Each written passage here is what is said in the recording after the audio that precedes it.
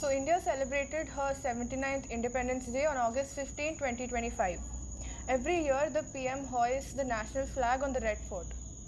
The Prime Minister also addresses the public, focusing on self-reliance, innovation, and citizen empowerment, highlighting India's journey from a nation dependent on others to a globally confident, technologically advanced, and economically resilient country. So this year, PM Narendra Modi addressed the nation from the ramparts of Red Fort, Delhi. The address to the nation was the longest and the most decisive address, clocking a time duration of 103 minutes, charting a bold roadmap for Viksit Bharat by the year 2047. So today we'll be discussing the PM's address with Vyga Pramod. She's from the Department of International Studies, Political Science and History.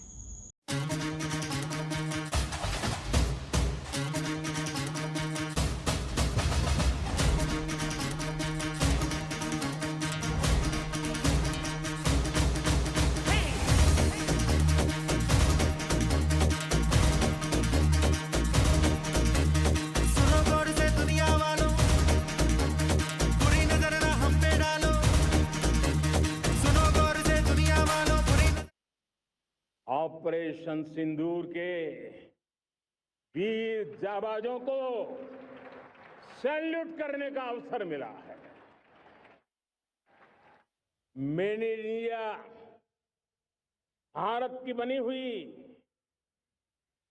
Bharat में बनी हुई, भारत के लोगों द्वारा बनी हुई made in India chips बाजार में आ जाएगी। लंबे अरसे से चलाया, अब वो ब्लैकमेल नहीं सहा जाए। हमने उस बोझ से मुक्त होकर के मिशन मोड में सेमीकंडक्टर के काम को आगे बढ़ा है। 6 अलग अलग सेमीकंडक्टर के यूनिट्स जमीन पर उतर रहे हैं। 4 नए यूनिट्स को हमने ऑलरेडी हरी झंडी दिखा दी है, ग्रीन सिग्नल दे दिया है। Extended duration allowed the Prime Minister to cover a wide range of topics in detail, including economic reforms, national security, self-reliance, youth empowerment, and India's vision for 2047. The length of the speech is seen as a way for him to present a comprehensive report on his government's achievement and to outline a detailed roadmap for the future.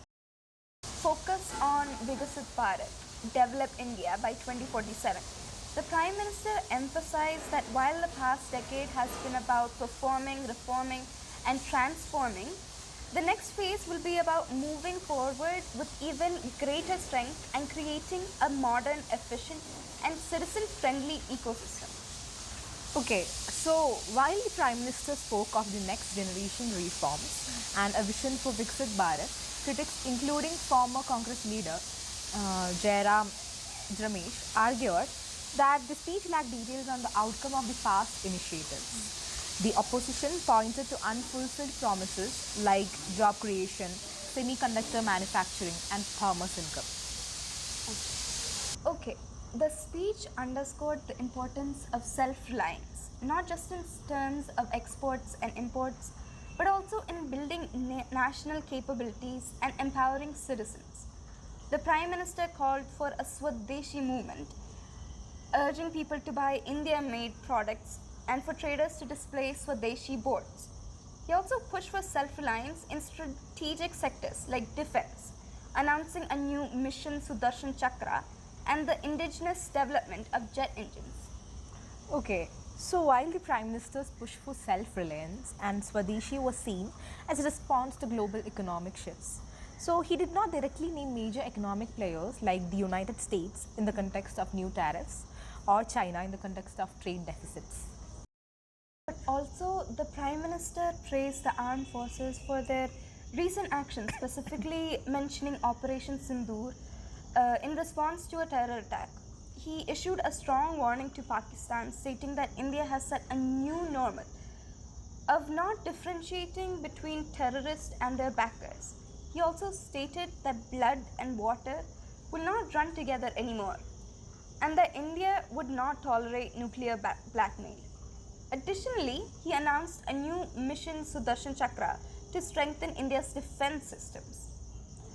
While the Prime Minister did mention natural disasters, he did not delve into the details of specific ongoing social conflicts and political conflicts within the country.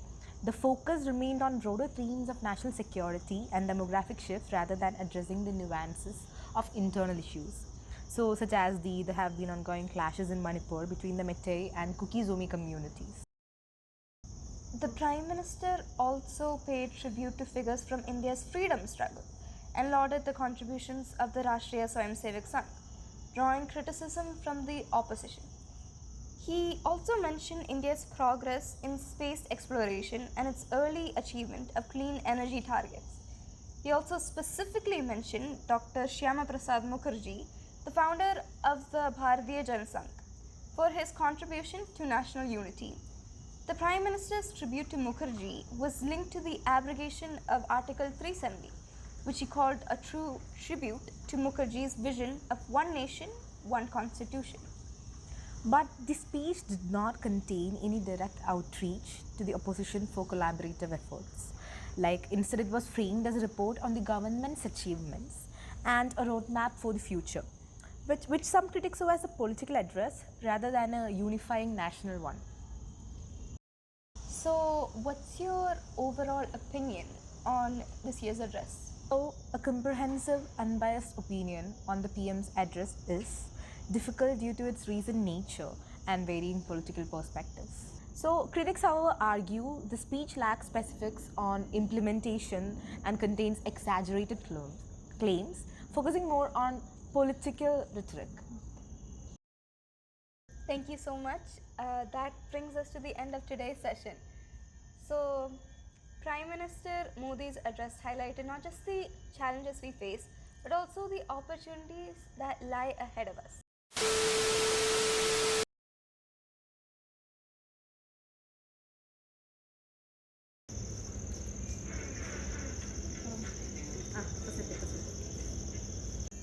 അപ്പോൾ വീണ്ടും കാണുന്നവർ സുരേഷ് ഗോപി ഒന്നില്ല ഒന്നോടാ വീണ്ടും കാണുന്നവരെ സുഖനിദ്ര ശുഭനിദ്ര opportunity to work under such unique concepts.